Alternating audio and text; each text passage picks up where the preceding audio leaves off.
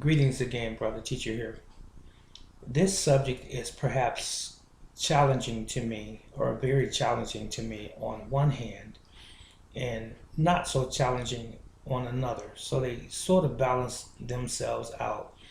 And the reason being is that I'm very, very passionate and wise concerning how to answer my own question as to the nature of this particular video. But I'm not very well informed of the characters in the uh, subject matter that I'm about to bring up, and I don't really need the names of the characters. So I apologize ahead of time that I don't know all of the characters' names because I don't really adhere too much to this type of programming.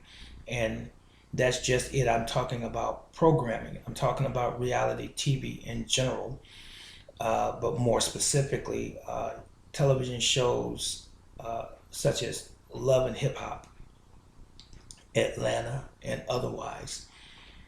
I've been wanting to say something about this programming for quite a while, and I guess today is that day. But I believe that it doesn't represent all black people, but unfortunately, it does represent a certain segment of the black population. And to me, it's very deplorable how we are stereotyped by others as to how we are as people. And I know the fact that this show is on television and that it's getting so many ratings is by design, by the white supremacists that created the television show, because black people by and large don't own any networks on public television. We just don't.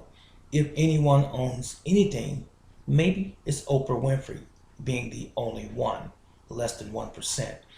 But anyway, getting back to Love and Hip Hop, what I don't like or don't enjoy is watching a television program where people are constantly cursing each other out, constantly fighting, men constantly fighting over women, and vice versa, and women fighting each other over a man.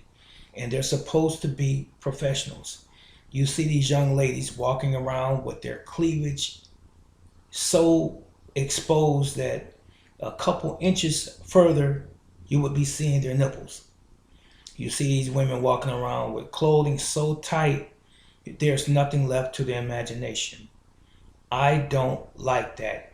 I don't like also the men with the sagging pants below their behinds, walking around basically, uh, how should I say, uh, exploiting the women. That's what I'm looking for. Exploiting the women and playing one woman against the next woman. And these relationships gone bad and the baby mama drama kind of thing.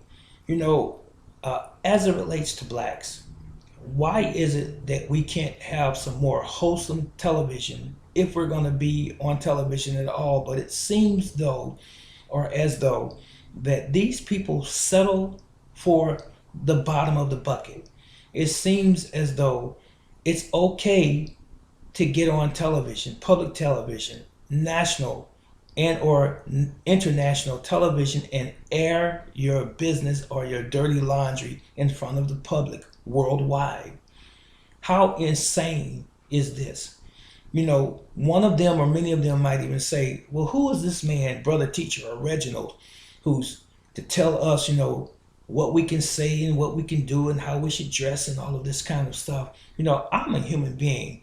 I'm an individual who I believe is very decent in nature. And I believe that there are good standards and there are bad standards. The bad standards are really not standards at all, because standards are those things that make you who you are. They are the fiber or the very fiber of your existence. They happen to be your character. And if your character is indicative of someone taking their clothes off or bragging about what man they slept with and what they did with the man, and the same thing for the men, what they've done with the woman and how many women they've been with on national, international television, something is definitely wrong with that picture. There's something wrong with these individuals. These individuals are hurting inside and they're disturbed at the very least. They're crazy. They have lost their minds.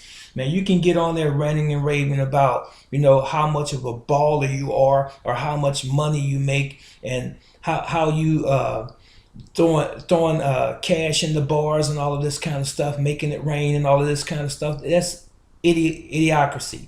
You are as dumb as a doornail. You really are.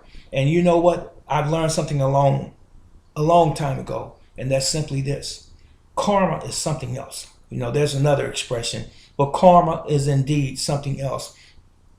One thing about life and what we call the universe and the law of attraction: whatever you do negative in the world, it's going to come back and find you.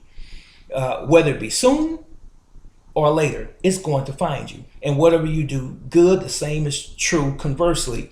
It's going to come back and find you. It might be today, it might be tomorrow, next week or month, it might be years from now, but it's going to come back and find you. And my point in saying that is this: all of those individuals who think they're the big stuff, so to speak, or they're the hot stuff, or they're the biggest thing on the block, and that they have arrived because they have record deals and so on and so forth. At the end of the day, what you've done to enlighten and to better another human being's life is the most important thing, not the foolishness that you display on a public platform or a national platform, thinking that you are something special, because you're not. This is Brother Teacher. If you have any comments, please leave them in the comment section below. I would love to entertain them and answer them and your questions if you would. I'll see you in the next video. So long.